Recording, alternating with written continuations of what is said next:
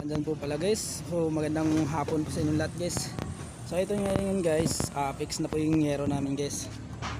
Ayan guys. So bukas lasing sa kasanipa guys. Ayan po guys. So itong gilid mo dito guys, ano na, metal cladding na po yan guys. Ayan. Ayan guys, oh. Banlapad guys. So banlapad po yan guys. Ayan. Ang lapad niya is 6 meters to 10 meters. Gutter. Yan yung cutting na lang ngayon guys. Ano pala, lapad ng yero namin guys ito, sama ko guys. Yung labor ko, labor semi skilled.